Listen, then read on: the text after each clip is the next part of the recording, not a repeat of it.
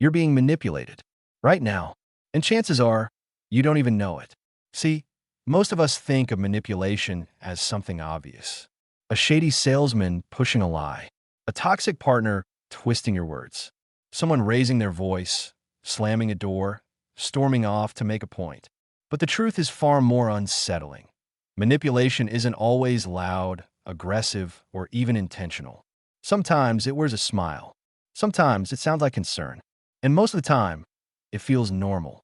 What makes manipulation so dangerous isn't how cruel it is. It's how invisible it can be. Every day, in quiet conversations and casual interactions, we're being influenced, shaped, nudged into choices, reactions, even beliefs we didn't consciously choose. And more often than not, the people doing the manipulating have no idea they're doing it. They're just repeating behaviors that worked. Learned tactics passed through families, relationships, workplaces. Polite smiles hiding control. Silence that punishes. Guilt that motivates. And here's the most chilling part. You might be doing it too. In this video, we're going to explore 3 common manipulation tactics that are used every single day by people you know, people you trust, and maybe even by you. These aren't the kind of tricks you'll find in psychology textbooks or TV dramas.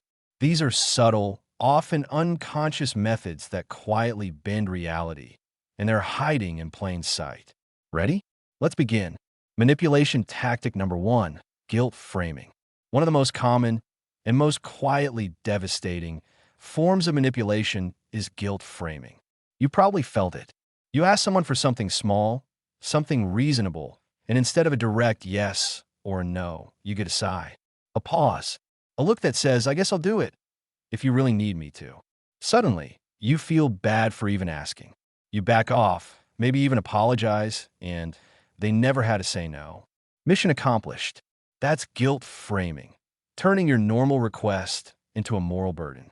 It works because it flips the roles. Now you're not someone with a need, you're a problem.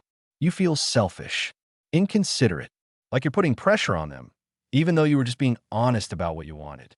And often, this tactic doesn't come from malicious intent. People do it without thinking.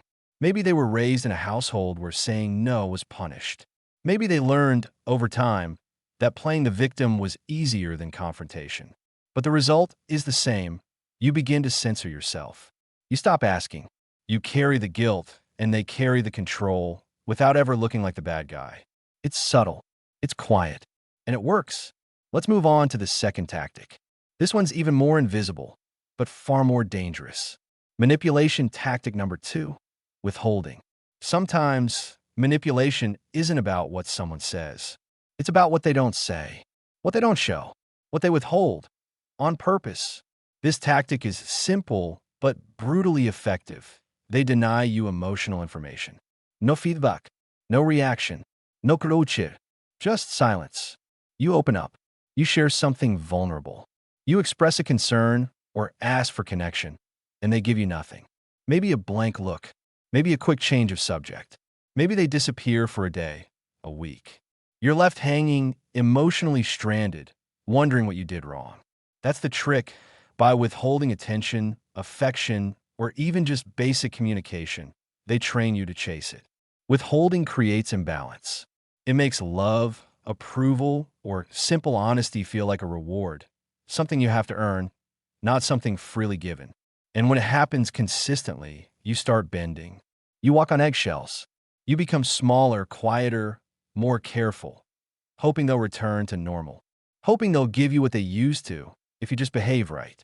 But normal never comes, because the power is in the withholding.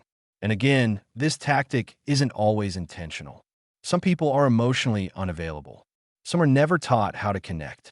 But regardless of the reason, the impact is real. They control you through absence. And the scariest part? You'll blame yourself for it. Let's move on. The third manipulation tactic is something almost everyone has faced, but few people recognize until it's too late. Manipulation tactic number 3, selective honesty. Not all lies are spoken. Sometimes, manipulation hides inside the truth. This is where selective honesty comes in, a tactic that feels genuine, even trustworthy, but is carefully calculated. The manipulator tells you something personal, maybe something painful, a secret, a confession, a vulnerability. You feel honored. You feel close to them. You think they're being real with me. But what you don't see is what's being left out. Selective honesty gives the illusion of transparency. It's a strategy that builds trust, but only on the surface.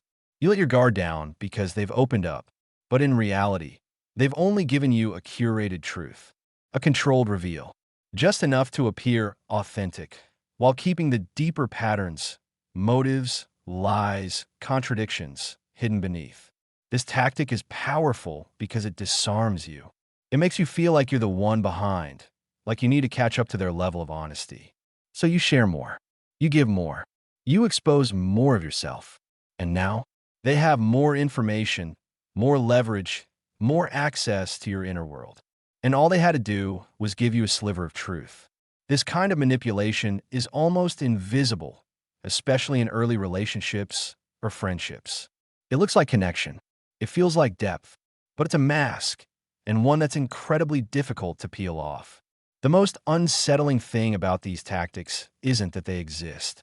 It's that they're everywhere. In families, in friendships, at work, in love. And often, they don't come from evil intentions, but from fear. From people who never learned how to ask directly, express clearly, or say what they actually feel. So they reach for control in subtle ways. Guilt, silence, half-truths. But when these patterns go unrecognized, they become cycles. They spread. You get used to second-guessing yourself. You become numb to the imbalance. You stop trusting your instincts and start living around someone else's emotional weather. That's how quiet manipulation works. It doesn't take your voice. It convinces you to lower it, slowly, consistently, until one day, you forget what it used to sound like. But here's the thing. Awareness breaks the pattern. The moment you see it, really see it, it starts to lose its grip. You start to feel the pull before it tightens. You start to choose differently. And maybe, just maybe, you stop passing it on. You don't need to confront everyone. You don't need to explain yourself. You just need to notice. Because the second you do, you're no longer asleep.